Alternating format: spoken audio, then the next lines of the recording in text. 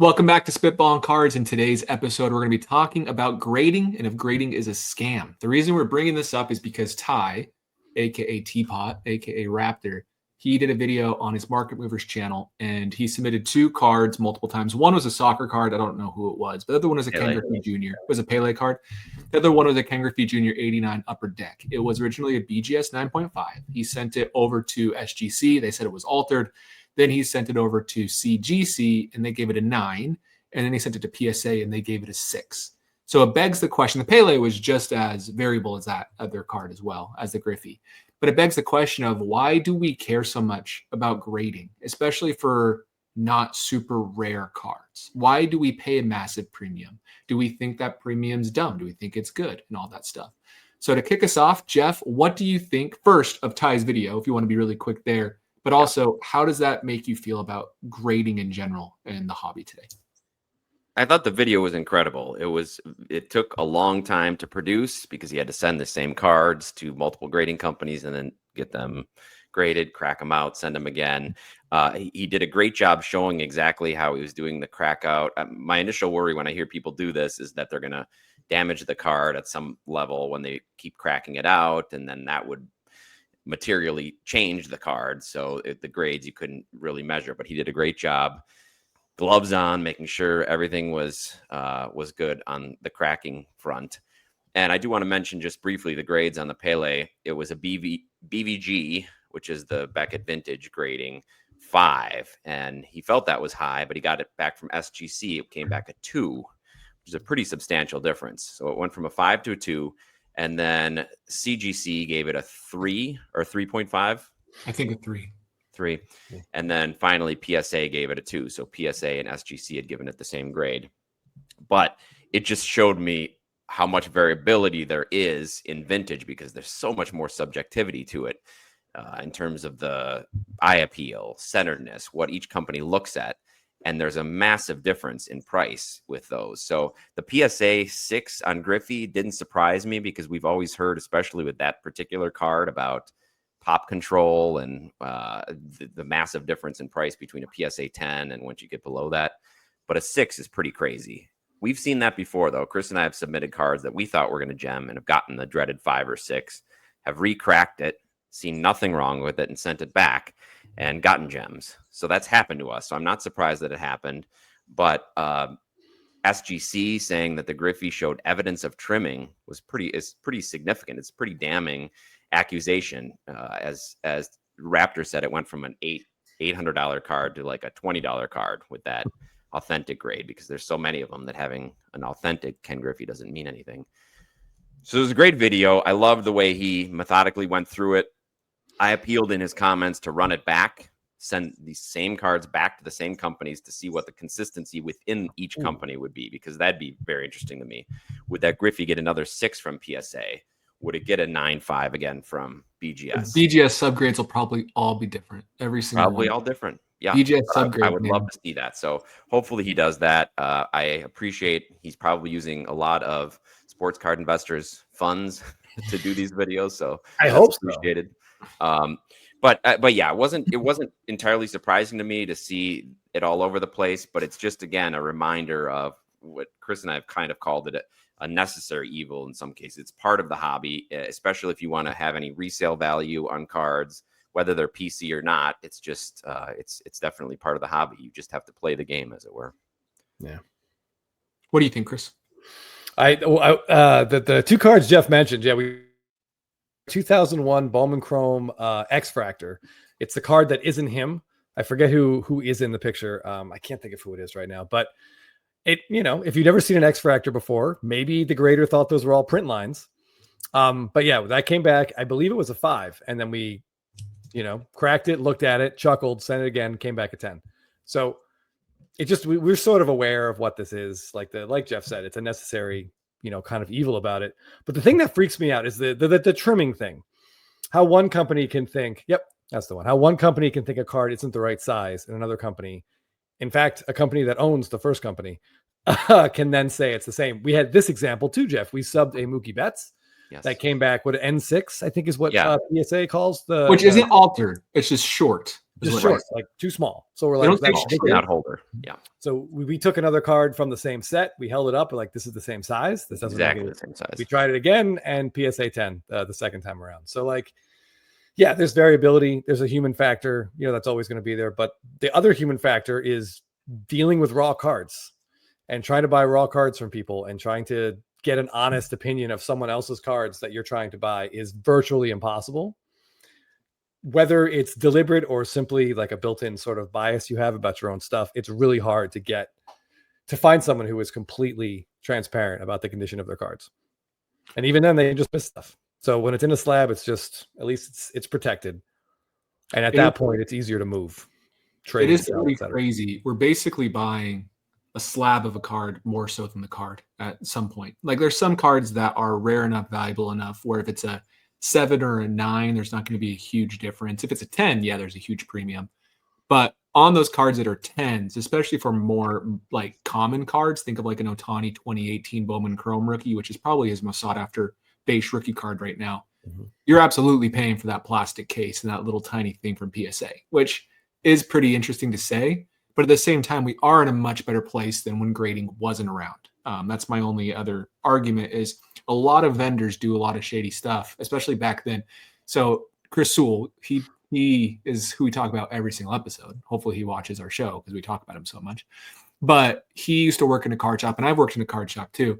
But it's one of those things where not every card shop is completely honest about the condition of the card. They'll go off the book value, especially back then when he was doing a lot of that stuff, and they'll charge way more than it's worth based off of the real condition. But like, how are you supposed to know, especially back then?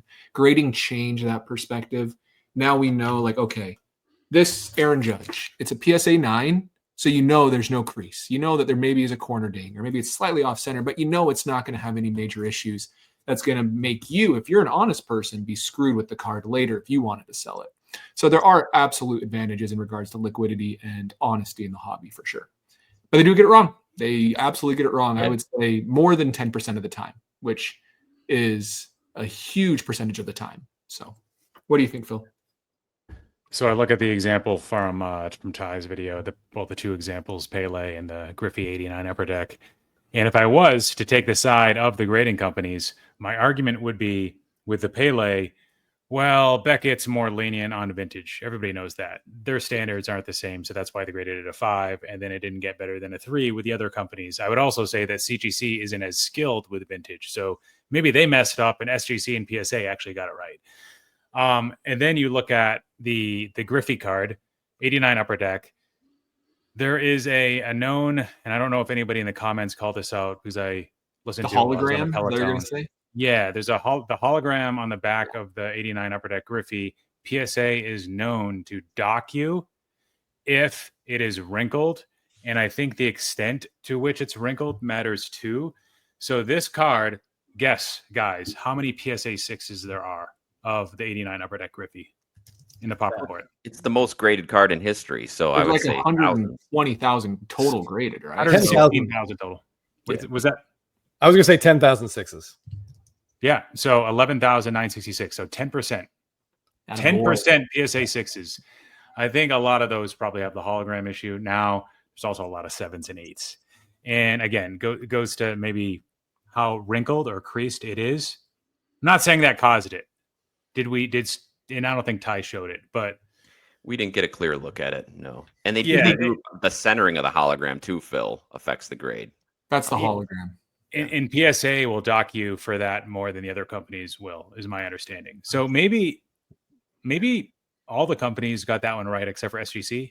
And it's just PSA standards are different. So you can, having said that though, I'm done taking the side of the grading companies, but having said that, yes, grading is kind of a scam.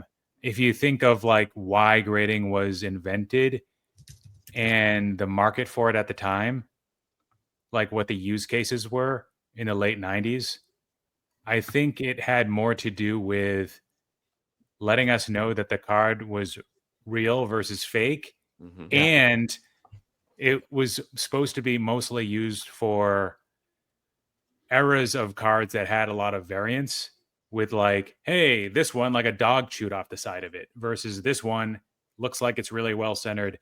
And I don't think the grading companies thought that there would be gigantic premiums on modern cards where the variances between like the crappy sort of out of the pack copies that have some surface scratches that are off centered, maybe have some bad corners, versus like the real gem mint examples. I don't know if they expected us to have like a 3 times multiple off like a PSA 9 for a PSA 10.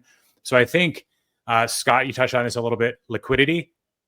That's obviously one of the most important use cases for grading. And I think with the internet, grading has become more important because you can't have the card in your hand, and it allows you an independent opinion of that's separated from the person's thought that's selling the card. I think that like the internet has probably drove the importance of grading in some of those premiums. And now, because of the internet being so popular and big, now we've got those value differentiations between PSA 9, PSA 10, BGS 9.5, BGS 8, whatever.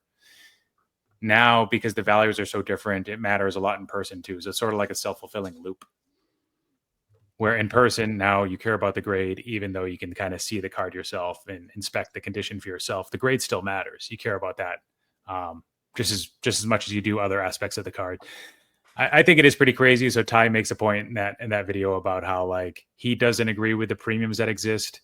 I think I agree with that, especially for rare stuff, especially for newer products where Like out of the pack, it's at worst an 8 in most cases. Not always, but I'd say like the median grade is a 9 out of the pack. And then it's getting like protected right away. Like, why should there be massive premiums for PSA 10s? You're like a guy like James Wood, Bowman Chrome Auto, his orange number to 25. Guys like him have like 8 to 10 PSA 10s. It's like more common than the 9 grade. Yet some people are still willing to pay 2 to 2.5x the PSA 9 price to get the PSA 10. Why? I mean, the cool thing about the card is that it's an orange.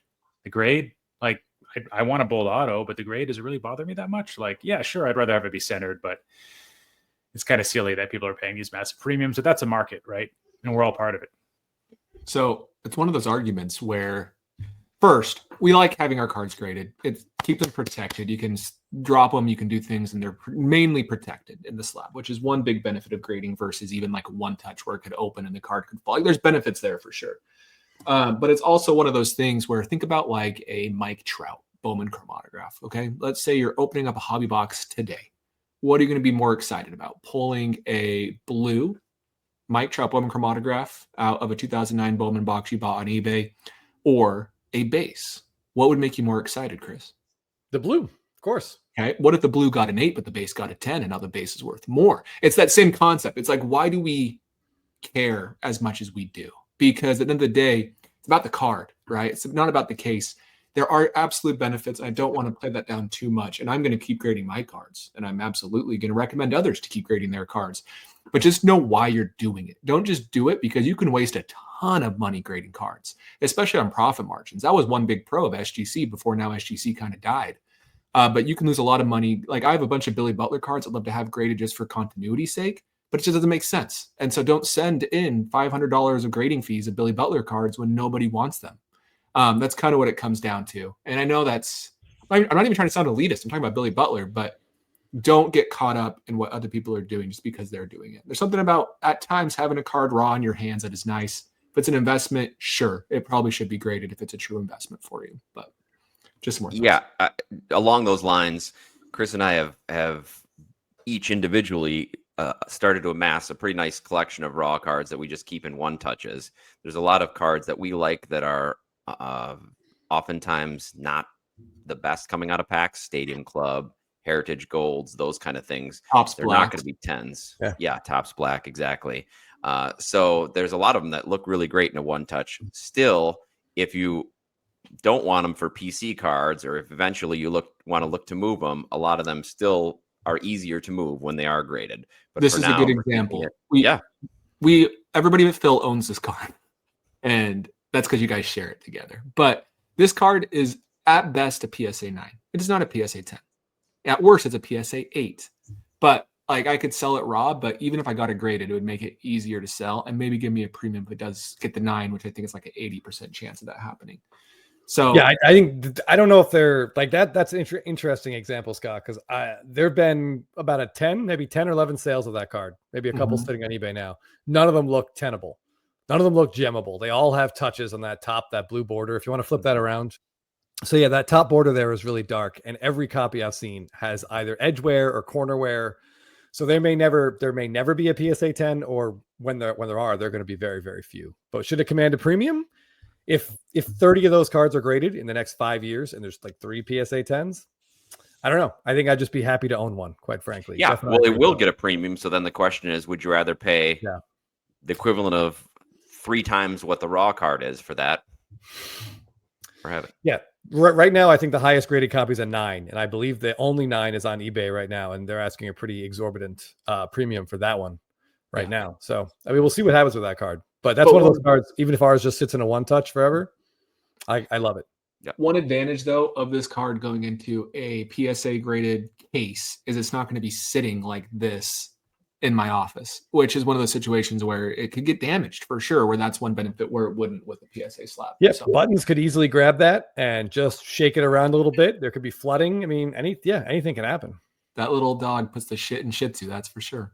So, All right. Well, with that being said, Phil, do you advise people not to grade their cards? PSA only is what I'd recommend. I was kind of joking with that, but I guess I mean, what cards would you recommend not going to PSA at this point?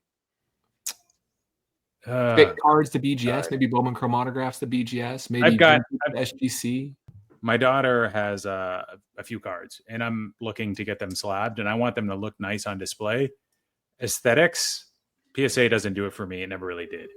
It's cool because like you've got a matching collection that's all on the same label or whatever, but that's just me.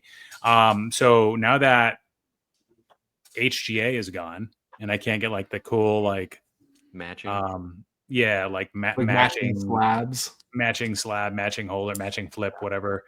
And rare editions like really expensive. I've done that for one card. I think CGC. I might use them for some like call them like PC cards, like for my daughter, not me, and they might not be sports or Pokemon, but I think that there's a probably use case for other companies, for a lot of other people. Speaking of your daughter, there she is right there. But with that being said, I would grade with CGC. I have graded with CGC, but that would be more for like the Billy Butler cards. But they really only feel like PSA's real competition is CGC, but it still doesn't feel like they are. I want them to be, but they just aren't. But I would grade Billy Butler cards there. They're huge in Pokemon. They aren't as like sought after as BGS. As PSA, but they are more sought after than SGC and BGS for sure. CGC is huge in that space. So they're very reputable. But for sports cards, there's less use cases. And if you're trying to slip something through that got a bad PSA grade and they've been harsh on it, then you can use any of the other companies and they might also notice the flaw. I know a lot of people say that SGC has been really tough with some of the modern stuff. But for me, like if it's early 2000s stuff, I might try to slip it through. And then Tag is another one, kind of like CGC. If you're looking for like a really nice holder, cool looking slab, Tag's another one I might use. That's my beef with Tag. They're not cheap. Yeah, true. Is it like $40 a card is their cheapest, or is it cheaper than that now? That might have been a temporary thing, but probably still the case, I'd say. We're going to get ourselves in trouble with this grading talk, aren't we? Just with that one line. People like Tag, and for good reason. They're a good company. Like, don't even edit this out. Like, I think they're a good company, but they aren't competitive enough yet in the space. I know Ty is a massive Tag fan. Yeah, you're a big Tag fan. I will say, like, I do think Tag's case, I think CGC's case, I think both of those cases do look better than PSA's case. Maybe not the slab or the flip. I honestly still prefer a BGS case for protection purposes. People don't like how sharp the corners are, but it's all preference. But I don't know, man. Grading's tough. I've kind of become disillusioned with it. I like having cards in binders. When I'm making a complete set run, I crack cards out of PSA slabs and put them into a binder because it just looks better a lot of the time. So you got to get the PSA slab binder. My do. favorite possession right now. How are the PSA? You like it? I do. I love flipping through it. Yeah, it's a little. It's heavy, but it should be heavy because it's got 72 PSA slabs in it, so it's a little bit heavy. Yeah. How are the PSA graders notes coming along? I haven't really heard much about those. Those are only for really high end cards. And Every very one minimal. $75, I think. Yeah. Jeff, did we must be get any on fine. our last sub? I don't think you get them. I think it's got to be over $75. It's got to be Yeah, over I the think so regular. too. Yeah. Here. Raptor didn't get him on his either, and he submitted at the $75 level. So I think the minimum is like the 150 or whatever the next step is. Yeah, I think that's right. Yeah. And it's very minimal. Like when we've got it, it'll have like 5 words, like left, Yeah, upper, like- right. Yeah. Go F yourself. Like, oh, all right. Well, that's cool. Thanks for that. They're calling the bluff that people don't actually care about transparency based on the resale values and sort of the way the grading industry has transformed and changed over the years.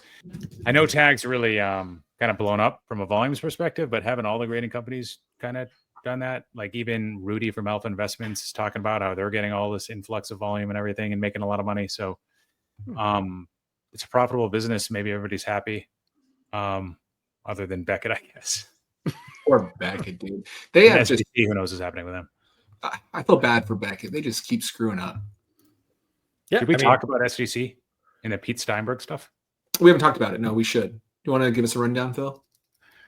Yeah. So we got notice middle of last week that Peter Steinberg, who is the president of SGC, is stepping down. And this comes same day or pretty like closely coincides with Ryan Hoge, I think, from PSA, talking about how SGC is going to become a boutique grading company. So like the four of us talked in our group chat about like, is this a play for them to just go after vintage and be like the vintage specialist? I would think that because PSA already has vintage expertise and could poach, if they haven't already done, all the best vintage graders that SGC has. And since PSA's got like the label and the security features and everything built in, and the pop report and the registry and all of that, the website's working well. SGC is kind of a mess. It hasn't yet been fully integrated or integrated at all with PSAs, as far as I'm aware. Why not just have SGC be like the equivalent of what Beckett had when they had BCCG, a low-cost alternative with like an inferior label and slab that's easier to produce, and just try to move all of the business outside of that to PSA. I think the challenge with that is you have a lot of SGC loyalists that could leave and be like, well, F you. Well, I'm just not going to grade. And I think maybe that's what PSA is trying to figure out. Like, what's the cost of those customers and keeping them? I don't think they should be too concerned with how much they're already grading, to be honest. And if they kill one of their main competitors, what's the other alternative? I already talked about it in this episode. There really isn't one. So maybe in the short term, they're disillusioned with PSA, but I don't think that's going to be an issue for them in the long run. That's the problem. So like it makes sense. And like this card, though, for like a boutique grading company, this is from 1888. It's an Edgar Allan Poe. This is the type of card I envision them still grading. Non-sports, like pre-war, like that type of stuff. I think this is. Yeah, that might be the avenue they go down. I thought it was telling during the conversation, like Phil said, that the word boutique came up, and Ryan specifically mentioned going back to the levels, the 2017, 2018 pre-boom levels of cards that they were grading, which wasn't very many, especially modern cards. And then the other thing he said in the conversation was, I think Neo brought up, well, are you going to try to go towards vintage or modern, or just let the audience decide, the customer decide? And that seemed to be what Ryan was saying. We're just gonna see what people start submitting, what people keep submitting, and then maybe we'll tailor our services that way. If they are going to just keep submitting vintage, maybe they'll try to just promote that aspect of it. If they start going modern, if they start going non-sports cards, maybe they'll promote that aspect of it. But yeah, he definitely said that those numbers are going to go down. So here is the state of all the grading companies in the first half of 2025. You can see right at the gate, Beckett is flat. They've done nothing, good or bad. They are just existing to, we actually can see what percentage is sports versus TCG. So right here, 214,000 TCG. Oh, wrong button. Versus, should be somewhere here. versus 151,000 sports. So they're actually doing more in TCG now. CGC, almost 2 million in TCG versus only 356,000 in sports cards. So this 914,000 of sports cards, it's what's in limbo right here because PSA is not really in the TCG space at all. Only 48,000 total graded. So this is going to be spread almost all the PSA. So for PSA, like I don't see a lot of those individuals justifying going to Beckett. Maybe half of this goes to these two companies, but PSA is going to get more business anyways. It's just helping themselves. So, but regardless, you know what number stands out to me? Can you pull that chart back up? Yeah, for sure. It's 151,000 cards still getting sent to Beckett. Yeah, I don't get it either. Like that's a ton of cards for sports cards. Yeah, like that's a lot. This is pretty big too. Almost 200% up in the last like year over year for CGC. Like they could be making a move right now, which is cool. Yeah, I mean, it just seems like that dude from SGC. Like, I assume Beckett. If Beckett has any interest in maintaining, maybe they've called him. You know, maybe they're going to try to make a move there. I don't know, but I'm shocked, honestly, that they're still doing 151,000 cards so far this year. Like they've done nothing for the consumer. Their values just keep dropping, and yet that's a pretty decent amount of loyal Beckett graders. I wonder who they are. I don't see that many cards in Beckett slabs anymore. Like, what cards are being sent in? Is it like repackers? You know, we have Arena Club doing their weird stuff where they put Arena Club slabs out there now. Yep. Like, is that someone who's just bulk grading with Beckett in order to put it into a random repack box? Like, what is going on here? Yeah, I would love to know information about those cards. Any other takeaways from that chart I just showed? Or do you think we talked about it enough? Well, this goes back to like when we've made these videos that get perceived as like, oh, you guys are just pumping PSA in the past. One of my arguments, if not in a Spitballin video, it was in one of the original Filmington videos when I talked about all the grading companies and why PSA had such a commanding lead at the time versus the others. I would talk about the strength of the company and the longevity risk with some of these companies. Like, what are the chances that an SGC or CGC, or at the time, I think it was mainly talking about SGC, and maybe even Beckett, like, what are the chances that they'll be around in 10 to 20 years versus PSA? And like the fact that PSA, given the money behind it, given the size, given the people behind it, given the innovation, the changes, this is just like any other industry, right? If a product doesn't get changed, if a service doesn't change, then the industry will outgrow it often. And most things, even good things, come to an end, right? Whether if they get acquired or they just go bankrupt or something happens to them and then the brand is gone, right? That could be the case at some point for SGC, maybe not right now, but maybe I think a lot of people are that's becoming at least a possibility that could happen in the near future or mid to long-term future. What I'm trying to say is like that stuff matters. What PSA had behind it, the financial backing, the insurance policy, Nat Turner, all the money, and CGC has some backing as well. Like that matters for, I think, collectors and investors or whoever that are tying up their entire collection into one or a couple of different grading companies. If you want that to maintain value, not saying SGC or Beckett slabs at some point will go to zero, but they're not going to close the gap on PSA if the brand goes away. It's just not going to happen. It's just not likely. So it's just another factor that is going to make PSA stronger.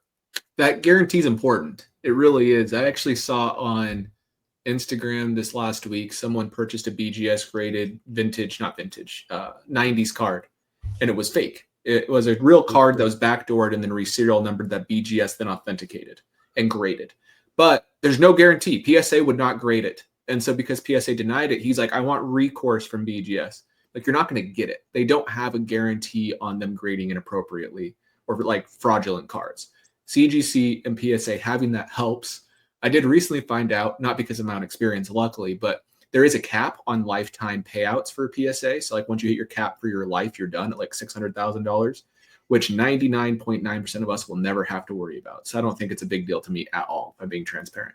I don't know what CGCs is, but that's a big deal to have that protection. If you do buy a nice Aaron Judge card that's a couple $1,000 that turns out actually has a crease and they bump you down to a 5 when you get it reholdered, they'll pay out for that, for their mistake, which is good. Yeah. CGC is dealing with that whole scandal still right now, right? With the Pokemon one. Yeah. Pokemon cards that were part of like the test or initial release, pre-release or something. Yep. It's one thing to like have the policy, which they might have one, but another thing to like make sure that people are paid out in like an expeditious fashion. Like I don't know if I've heard anything about it. Yeah, I don't know. I would guess they're not all going to take as long as that situation is. That one, maybe there's other legal stuff behind closed doors. That is a really big story, by the way. That made the cover of Popular Mechanics magazine. Yeah, which is a magazine that my dad reads, despite having really no ability to engineer anything. He just likes to read it. But yeah, I couldn't believe it. I messaged Phil as soon as I read this. I'm like, is this new? But I guess it was about like a year ago or so. But I mean, I feel like there's enough liability there in that situation. I feel like almost to bankrupt CGC if they can prove any sort of collusion or that they knew that the cards they were verifying weren't. I don't know. I'm guessing that CGC has no wrongdoing. To be honest, I think they just got duped. But at the same time, that's a big screw up. That's wrongdoing. I mean, it's not like. But they have the guarantee for that reason. The good thing is they're invested in by BlackRock, so it's not like they don't have money. That's the good thing about CGC as well. Is they do have great financial backing behind them in comparison to BGS, who has their owner who's going to prison for stealing money from that company. So it's a quite different situation, which is nice. But yeah, it's a big screw up on their part. But that's the risks they take grading that stuff that PSA won't even do. It's because PSA doesn't want that liability. But that's kind of one advantage of CGC for 99% of the time, maybe 95% of the time, that they do grade that air stuff. I don't know. The really rare, interesting stuff. But yeah, it's tough. I wonder if they will alter that policy once that case, they might. That concludes. No confirmed payouts yet. What are you thinking down there, Jeff? I can see the gears turning. Well, I think we're gonna see those liability issues come up more and more as we go forward here, and I just think that only is going to help PSA. That's only going to be in PSA's favor because they are still the biggest, and when they make the errors, they're going to be able to more easily cover it. That's the point of upcharges, by the way. For those that get mad about upcharges, they don't realize it's because they're paying for insurance on the card. Insurance, so right. That's why people are like, how can they just charge more? It's because they have to insure the value of the card, which is why they exist. I'm not saying it's good, but that's the explanation for it. Yeah. And it's a lot of money. So it's a lot of insurance, I guess, that they have to pay for. But they're a business. They're making money. People are still subbing through them. They're up 18% year over year in the first quarter, in the first half. So not only are they subbing, there's more people subbing than ever. Yep. It's good to have another alternative out there. And so hopefully they continue to build upon the sports success. CGC? Yeah. Their slabs are great. SGC kind of went away as a viable competitor as soon as collectors bought them. Yeah. Now they're even going away. It seems like more than that. There was a survey that somebody put out there. I think it might have been Neo Cards and Comics, asking if you currently submit to SGC, is the whole news about Pete, SGC Pete, is it going to make you continue to submit or stop submitting? And I think like when I filled out the survey, which I shouldn't have because I don't currently submit to them, so I just put no. But 67% of the people are saying no. They're no longer going to submit to SGC. Well, they're basically sacrificing their value and publicly saying it. No one's going to want to buy your SGC holders. We view them as raw now. Like, unless it's a 10, like no one wants a 9.5 SGC because the value's not there. There's no company backing it. It's tough. It's true. So Tag, you guys want to guess how many cards they graded? I didn't realize this was on that chart. How many cards Tag graded in the first 6 months? No idea. 172,000. Higher than I thought it would be. That's still less than half of BGS. But that is up 60% year over year. Wonder how many are sports. Yeah. Yeah, it doesn't say, but that's interesting. Alrighty. Well, I think we talked this topic to death. Final thing. Yeah. Let's just ask this final question. Do we think grading is a scam? That's the big one I hear. Grading is a scam. What do we think? What's our final conclusion, especially after Raptor's video? It's no more scam than any other part of the hobby. I think it's just part of the hobby. I mean, if you break down most aspects of the hobby, there's scamminess to a lot of it. You know, it's just sort of what the industry is. I've accepted it for what it is, and I like T-Pott's video is. I was not remotely surprised by any of those results, especially the Griffey getting slammed. We know how harsh they are on that upper deck card, and obviously our experiences are pretty similar. So there was nothing about it where I was like, "Oh wow," you know, it's just sort of like laughing that everyone kind of goes through that. It's just I don't know. Unfortunately, it's part of the environment we live in. You know what isn't a scam? Spitballin Cards Patreon. Want to tell us about it, Chris? Yeah, I just wanted to give a quick shout out to Steve Salinas. We have in our Patreon, we have a community tab where people can share their pickups, and the four of us and Ty, we also share cards that we have picked up. But this gentleman picked up something pretty cool. He shared it a couple days ago, and I wanted to share it with you. So this is a Topps flagship 1989, kind of their retro design. Mm-hmm. Ellie De La Cruz with an on-card auto, and it's the red parallel. That is cool. This card is awesome. We get to see Ellie doing what he does best, which is he's probably stealing third or stealing home here. And he talked about in the comments about how 89 Topps was like a big part of his dad's collection. And I'm going to be honest, when he wrote that, a small part of me did die inside, because that certainly means that those of us that collected 89 Topps cards are older than we want to believe we are. But he said, like, this is great. Now he can collect cards that look like the cards his dad collected. So there was a nice nostalgic sort of tie-in to from his collection to his dad's collection, which was very cool. Very cool to hear about. And we love seeing cards like this. So if you're in our Patreon, please continue posting your pickups. We all do like looking at them. Phil absolutely roasts every single one of them without prejudice. So just accept that as part of the world. He does it to us too, as you know. But yeah, if you haven't signed up for our Patreon, please think about it. It's $10 a month, and it's fun. We got a fun little community in there. If you want to be bashed by Phil, you can do it for only $10 a month. Some people are into that stuff, man. Masochists. Right. Yeah. What's that, Phil? Masochists. Is that what they're called? Yes. Yeah, Phil's the Jeff Ross of Spitballin. He does a pretty good job. Thankfully, he's in much, much better shape. All righty. Well, thank you for watching, everybody. We appreciate it. And the Nationals already passed when this came out, so it's going on a Sunday after the National. So hopefully it was good seeing you all, whoever saw us on Friday. But thanks for watching, and we'll see you in the next video.